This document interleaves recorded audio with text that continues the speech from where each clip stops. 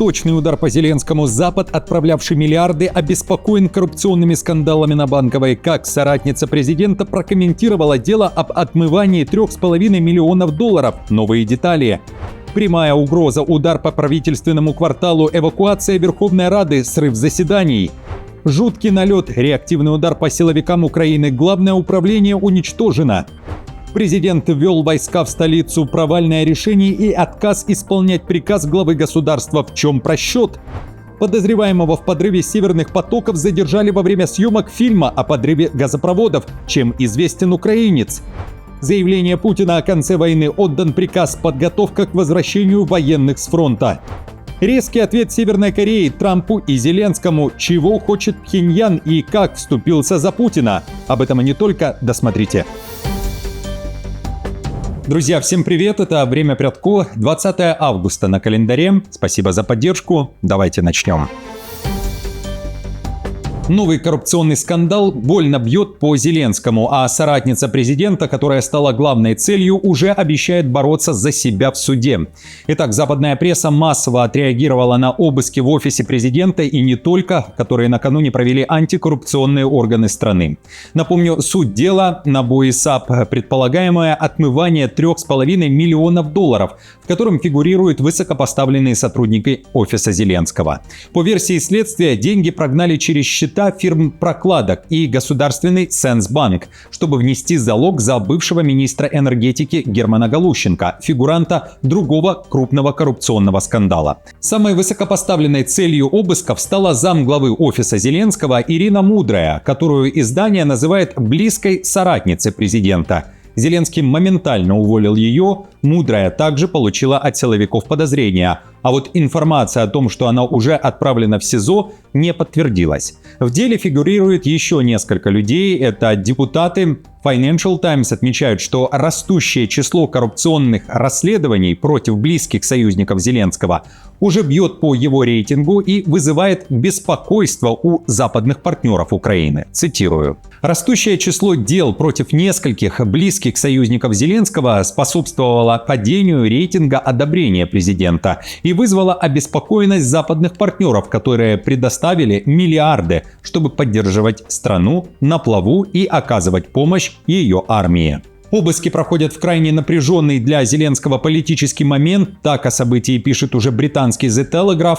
Там напоминают о перестановках в Минобороны Украины, протестах на улицах, а также заявлению уволенного Зеленским министра обороны Федорова, который внезапно призвал провести выборы в стране. Но вернемся к Мудрой. Она уже пообещала прокомментировать фрагменты разговоров, которые были опубликованы антикоррупционными органами. Речь о новых пленках и прослушках.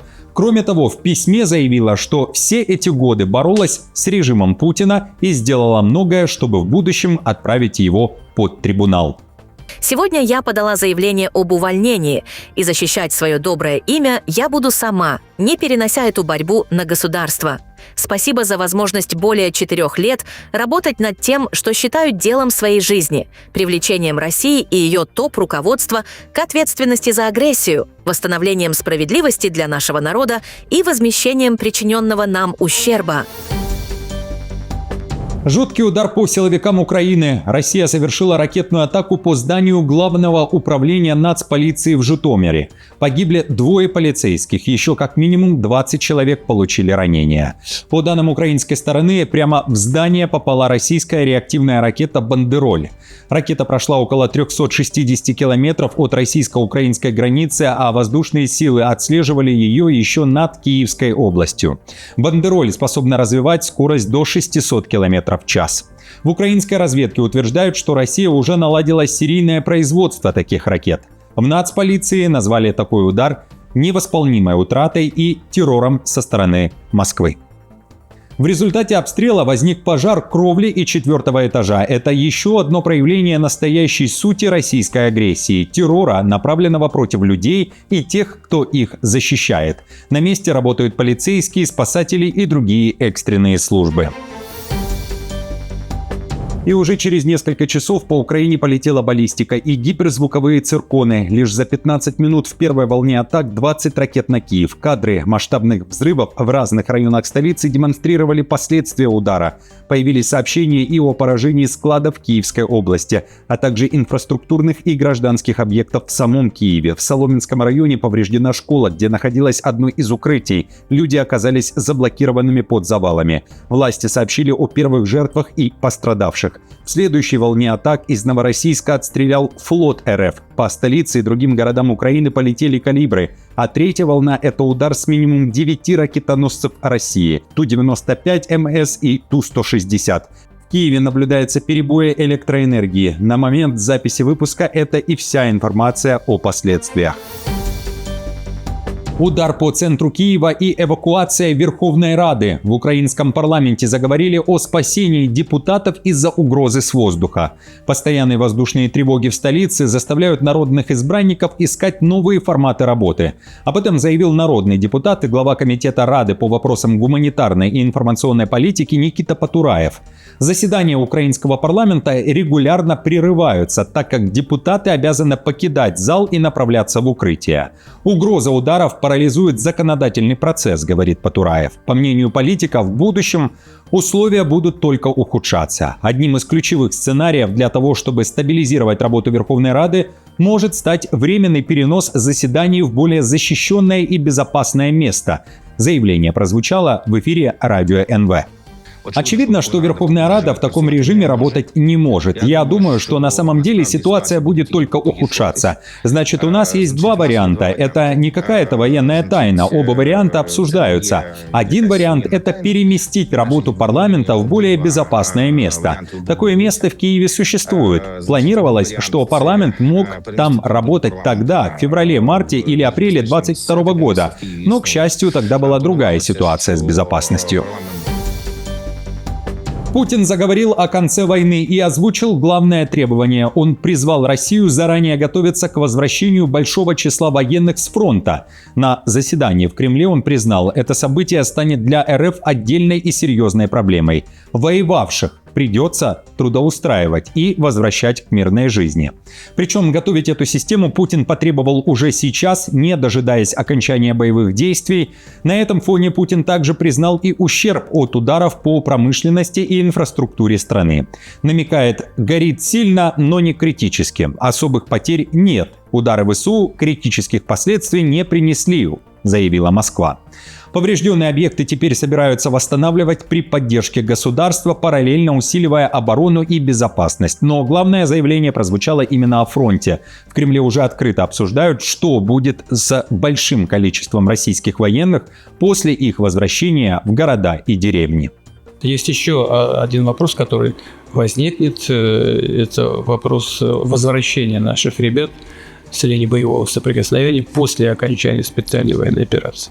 И много людей, их трудоустроить нужно, и они со здоровыми амбициями придут и так далее. Это серьезная работа, к которой надо заранее готовиться. В Москве заговорили о переговорах с Украиной. Стамбульский трек снова на повестке, но в Кремле с конкретными сроками не торопятся. Возможность вернуться к диалогу с Киевом оценил помощник Путина и глава российской делегации на предыдущих встречах Владимир Мединский. Свой ответ он дал представителю кремлевского пула Александру Юнашеву. Послушайте. А переговорный процесс в Турции возможен все-таки еще или уже все? Время покажет. Долго будет показывать? В России надо вообще жить долго, как говорил фельдмаршал Миник. И счастливо. Напомню, паузу в контактах с Украиной Кремль объявил еще весной, объяснив это тем, что США сосредоточились тогда на Ближнем Востоке. При этом Путин называл достигнутые договоренности в Стамбуле основой для дальнейшего диалога. А Лавров заверял, что Москва готова сесть за стол в любой момент и начать разговор с той точки, на которой все остановилось. В августе о перезапуске заговорили и в Вашингтоне. Госсекретарь Марко Рубио пообещал в ближайшие недели снова попытаться свести стороны.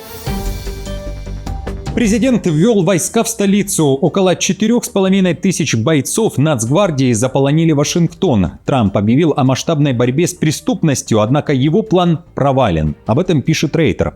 Расследование агентства, которое подводит итоги работы военных, показало, что они отказываются исполнять приказ главы государства и фактически никак не участвуют в том, чтобы обеспечить обещанную Трампом безопасность. Анализ судебных дел показал, гвардейцы фигурируют лишь в 1,5% уголовных процессов, причем в десятках случаев не в качестве тех, кто остановил преступление, а в качестве жертв этих преступлений.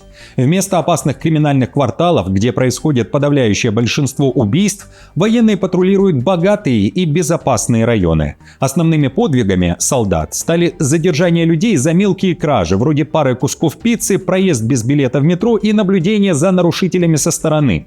Местные жители и эксперты называют это дорогостоящей демонстрацией силы, которая скорее сеет страх, чем реально защищает людей, говорится в материале издания. Эти патрули планируют оставить в городе до 2029 года, то есть до конца срока Трампа, выделив на это колоссальные $1,5 миллиарда из бюджета. При этом гвардейцев уже больше, чем городских полицейских. Цитирую. Рейтер обнаружила 62 дела, в которых людям предъявлялись обвинения в том, что они толкали, били военнослужащих или угрожали им. 9 человек обвинялись в том, что плевали в военнослужащих. Один мужчина якобы попытался выхватить пистолет у военнослужащего, когда тот пытался задержать его за кражу бейсболок на станции метро. Другому мужчине предъявили обвинение после того, как он заявил группе военнослужащих, что хочет, цитата, «выстрелить вам из базуки между яйцами», говорится в полицейском отчете. Конец громкого дела. Орбан ушел, история пропала. После смены власти в Венгрии закрыто громкое дело о так называемом украинском золотом конвое. Речь о расследовании против инкассаторов государственного Ощадбанка. Причина – отсутствие состава преступления, сообщил адвокат инкассаторов Лоран Горват. Следствие сообщает, изъятые банкноты и золото были частью законной сделки между украинским банком и Raiffeisenbank International.